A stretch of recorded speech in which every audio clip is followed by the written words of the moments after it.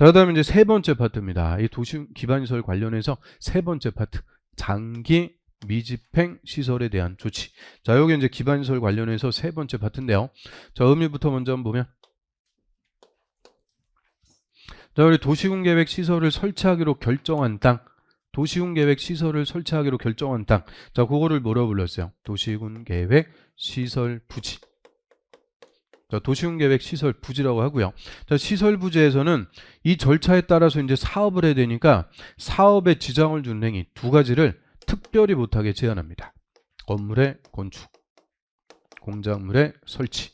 자, 이 두 가지 행위를 특별히 못하게 제한합니다. 그래서 시설 부지에서는 건물의 건축, 공작물 설치 허가해서는 안 된다. 그 말은 시설 부지에서는 새로 건물 건축할 수 있다? 없다?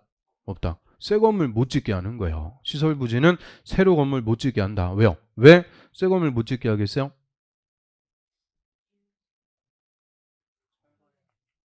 자, 시설 사업 시행하게 되면 기존의 토지 등은 시행자 다 뭐 한다 그랬어요? 수용. 수용할 때 토지뿐만 아니라 건물 있으면 다 수용한다 그랬죠? 수용해서 다 철거해버리고 공사, 시설 사업에 공사를 해야 되는데 새 건물 지었다. 그럼 보상금 또 늘어나겠죠? 또 몇 년 되지도 않은 건물 수용해서 철거해버리면 자원 낭비하는 것밖에 안 돼요. 그래서 이 시설 부지는 시설 사업을 할 땅이니까 사업에 지장을 주는 건물의 건축 새로 못 짓게 제한하는 거예요. 공작물 설치도 못한다. 그래서 건물의 건축, 공작물 설치 못하게 딱 제한해 놓고 이제 사업을 해야 되는데 오랜 기간 사업을 안 하고 방치가 되고 있는 시설 부지가 있습니다. 그거를 장기 미집행 시설 부지라고 그래요. 장기 미집행 시설 부지. 즉 오랜 기간 사업 안 하고 그냥 방치하고 있는 거예요. 방치. 그러면 여기서 일단 장기라고 할 때는 강산이 한번 바뀌는 거예요. 몇 년? 10년. 근데 요새는 뭐 10년도 아니죠. 뭐 그냥 1년, 2년 만에 후딱후딱 바뀌어갖고 아무튼 옛날 기준이요. 장기하면은 몇 년이냐? 10년. 10년이 지날 때까지 사업을 안 하고 있어. 이때 시설부지에서 과도하게 재산권의 제한을 받는 토지 소유자가 발생을 하게 됩니다. 그러면 시설부지는 뭐를 못하게 한다고 그랬어요? 건물의 건축. 그럼 저 공시법에서 원칙적으로 건물 건축하는 땅을 지목이 뭐라 그래요?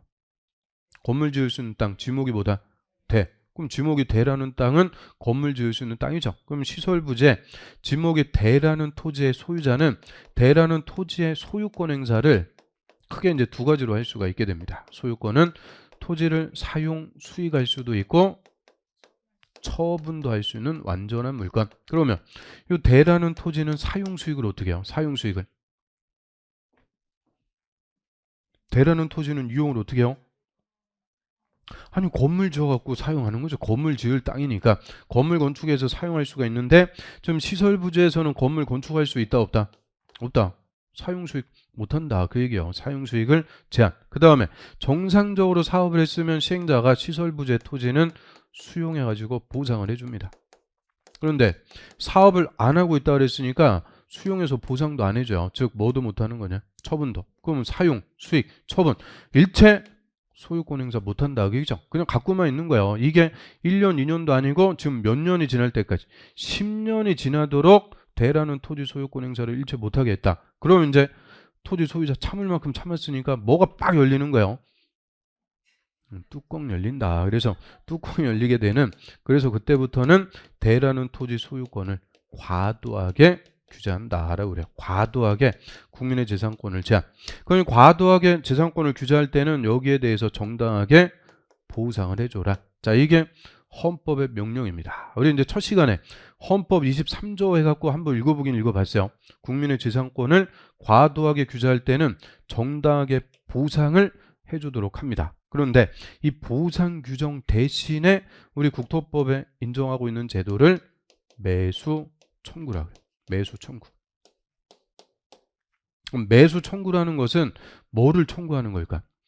매수 청구라는 것은 사달라고 청구하는 거죠. 내 땅을 사달라고 청구. 그럼 사주면 돈 받고 나가는 거니까 보상이 된다. 그래서 이 보상 대신에 국토법에 인정하는 제도를 매수 청구.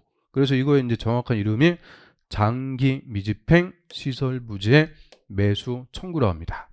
그래서 이 매수 청구 제도가 우리 공법의 대표적인 사건 뭐라 그래요? 사건. 자, 여기서 사건이라는 게 뭘까? 사건. 사건이 뭐 뱀사 해갖고 뱀사 그 사건 그런 거 얘기하는 거 아니에요. 사건이 재산권이에요. 재산권. 국민의 재산권을 보호해주게 한 장치를 사건보호제도다 이렇게 얘기하고요. 원래 이 공법이라는 것은 공익을 위해서 국민의 부동산 재산권 행사를 규제하는 법이라고 그랬죠. 규제. 근데 이 규제가 너무 세. 그러니까 이 과도한 규제로부터 거꾸로 국민의 재산권을 보호해주게 한 장치를 다 모아갖고 사건보호라고 그래요. 그럼 사건보호의 대표적인 규정이 요거예요. 매수 청구. 그래서 이 매수 청구는 우리 시험에 그냥 매년 나온다 이렇게 생각하시면 돼요. 매년 나오는 아주 중요한 논점 중에 하나입니다. 그럼 여기까지 논리적으로 싹 풀어드렸으니까 이제 언제 누구한테 와서 매수 청구하는지 다 따져볼 수 있는 거예요. 자, 언제 매수 청구를 하는 거 할 수 있다? 10년 내 사업을 안 하고 있을 때, 이때 시설부재 모든 토지 소유자가 매수 청구하는 거 아니에요? 과도하게 특별히 제한받는 게 오직 누구만? 지목이 대라는 토지의 소유자만 특별히 제한을 받으니까 내 땅 사달라고 보상 대신 매수 청구라는 걸 할 수가 있죠. 그럼 이 대인 토지 소유자, 자, 누구한테 땅 사달라고 청구할까요? 누구한테 와서 매수 청구한다? 시행자한테 매수 청구하는 거죠. 원래 정상적으로 사업을 했으면 누가 사줄 땅인데, 시행자 사줄 땅인데 사업 안 하고 있으니까 시행자한테 와서 토지 소유자 사달라고 하는 거예요. 그러면 원칙적인 시설사업의 시행자 누구였어요? 특광, 시장, 군수. 그래서 특광, 시장, 군수에게 매수 청구할 수 있다. 이게 원칙입니다. 그래서 언제 누구한테 매수 청구하는지, 이거는 단순하게 외우는 게 아니고 다 개념부터 알아야 나중에 이해가 돼야 외우는 것도 빨라지는 거예요. 그냥 무턱대고 다 외우려고 그러면은 끝도 없다. 이거 공법으로 어떻게 다 외울 거예요. 그래서 하나씩 좀 설명해 드릴 때 어떻게 이해돼요? 지금은 눈빛이 살아있는데 다음 주만 되면 또 그냥 또 모르는 거 되는 거죠. 그래서 자꾸 이렇게 이해를 하려고 그래야 돼요. 이해를 하면은 외울 게 확 줄어들어요. 그냥 뭣도 모르고 그냥 다 외우려고 그러면 끝도 없는 거고. 그래서 장기 미집행 시설부재 매수 청구. 자, 장기 10년이 지날 때까지 사업 안 하고 있을 때 시설부재에서 과도하게 재산권의 제한을 받는 지목이 대인 토지 소유자가 누구한테? 시행자에게 내 땅을 사달라고 청구할 수 있는 제도를 매수 청구다라고 하죠. 자, 교재 한번 보고 정리합니다. 자, 일단 도시군계획 시설부재에서의 개발행위 원칙. 자, 특광시장 군수는 도시군계획 시설의 설치 장소로 결정된 지상, 수상, 공중, 수중, 지하. 그러면 도시군계획설의 설치 장소로 결정된 지상부터 지하까지 요거를 줄여갖고 시설부지. 자, 시설부지에서는 건물의 건축, 공작물의 설치를 허가해서는 안 된다. 자, 국토법에서 허가해서는 안 된다. 아예 허가를 못 내주게 하니까 결론. 시설부지에서는 건물의 건축, 공작물의 설치 할 수 있다? 없다? 없다. 건물 못 짓게. 딱 제한 걸어놓고 사업을 하는 건데, 자, 그런데 밑에 예외. 자, 특광시장 운수는 시설 결정고시일부터 2년이 지날 때까지 시설 사업이 시행되지 않은 시설 중, 자, 이게 일단 전제 조건입니다.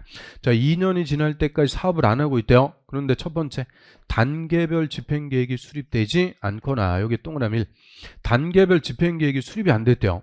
그러면 단계별 집행계획을 수립 안 했다, 이 말의 의미는 요게 수립이 돼야 몇 년도에 사업할지 정하는 거죠. 그런데 이 단계별 집행계획이 수립이 안 됐다는 것은 사업 시행 시기가 미정이라는 거예요. 즉 언제 할지 안 정했다, 그죠? 사업 시행 시기가 미정. 그 다음에 단계별 집행계획은 수립이 됐는데 1단계 집행계획에 포함되지 않은 시설입니다. 여기 동그라미 2.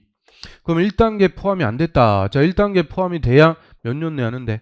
3년. 1단계 포함이 안 됐다는 것은 3년 내 안 한다, 그죠? 그러니까 3년 내 안 하니까 사업하려면 아직 한참 남았다는 거예요. 즉 시간적인 여유가 있다, 그 얘기입니다. 그래서 자, 2년이 지날 때까지 시설 사업을 안 하고 있는데 단계별 집행계획이 수립이 안 돼갖고 언제 할지 몰라요. 또 1단계 포함이 안 돼갖고 3년 내는 사업 안 해. 그 말은 사업하려면 아직 한참 남았다, 그죠? 그러니까 이때는 시설부지라도 다음에 개발행위 허가할 수 있다, 예외가 또 됩니다. 그래서 자, 1번에 가설 건물의 건축, 딱 여기까지만 봅니다. 가설 건물의 건축은 허가 내줄 수가 있다, 예외가 되고요. 그럼 요 가설 건물이라는 게 뭘까? 가설. 여기서 가짜는 임시 가짜를 얘기하죠. 임시로 설치하는 거예요. 이렇게 튼튼하게 짓는 게 아니고 임시로. 우리 저 도로 같은 데 보면 가판대 같은 거 있죠. 가판대. 언제든지 철거가 용이한 임시 건물, 가설 건물의 건축은 허가 내줄 수 있는 예외를 줍니다. 그래서 나중에 우리가 이제 건축법에서 요 시설 부재 가설 건물 요것만 허가라는 걸 받아갖고 건축하도록 하는데요. 이거 이제 기준, 구체적인 기준이 저 건축법에서 배울 거예요. 뭐 4층 이상이면 안 되고 철근 콘크리트 구조가 아니고 뭐 이런 요건도 배울 건데, 일단 전제 조건 시설 부지에서 허가받아갖고 예외적으로 가설 건물 건축하기 위한 요건입니다. 몇 년 내 사업 안 하고 있다. 2년 내 사업을 안 하고 있을 때, 이때는 임시적인 가설 건물의 건축은 허가 내줄 수 있는 예외가 있어요. 그 다음 이제 한 페이지 넘겨오시면은 장기 미집행 시설부지 매수 청구인데, 자, 아무튼 이 장기 미집행 시설부지 매수 청구. 자, 얘는 그냥 매년 나온다. 매년. 자, 옆에는 이게 단독 기출 횟수고요. 그 이외에도 뭐 작년에도 기출 매년 나옵니다.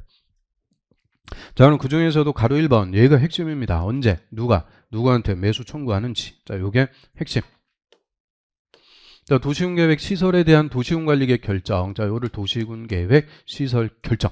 도시군계획 시설 결정고시부터 자, 10년 내 장기 미집행, 10년 내 사업이 시행되지 않은 경우, 자, 요를 장기 미집행이라고 하는데요. 그러면 사업을 했는지 안 했는지 기준점은 뭘까요?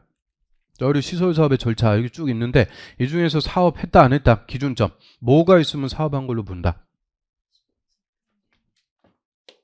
자, 실시계획이라고 그랬죠. 이 실시계획이 시설사업은 터닝 포인트, 실시계획인가 받으면 그냥 사업한 걸로 보는 거예요. 그래서 10년 내 사업 안 했다는 게 10년 내 뭐도 안 받았다. 실시계획인가도 안 받았다. 그거를 장기 미집행. 그래서 가로에 보시면은 실시계획의 인가나 그에 상당하는 절차가 진행된 경우는 제외한다. 그 말은 실시계획 인가 나면 사업한 걸로 봐서 매수 청구할 수 없다. 그래서 사업 시행 여부의 기준점 실시계획의 인가입니다.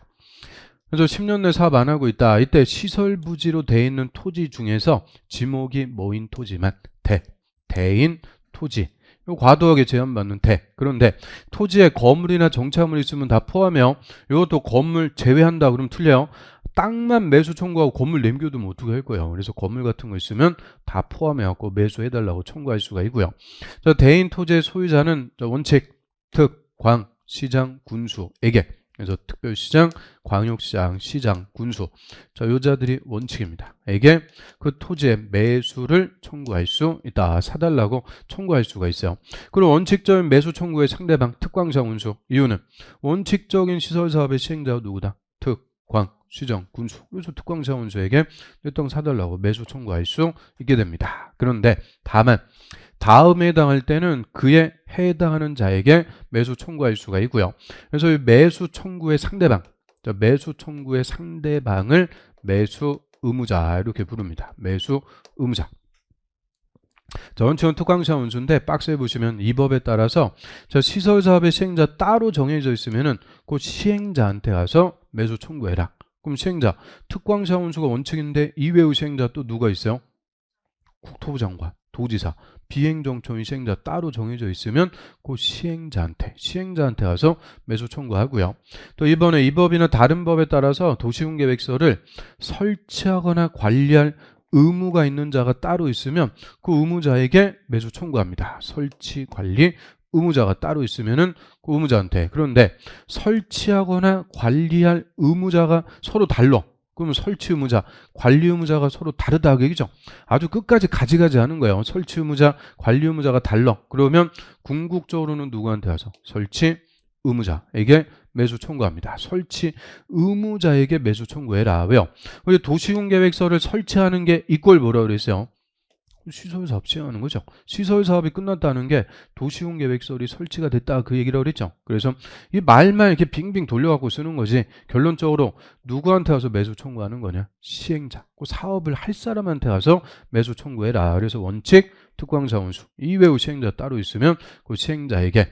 그래서 이 매수 청구의 상대방을 이제 묶어갖고 매수 의무자 이렇게 표현을 합니다.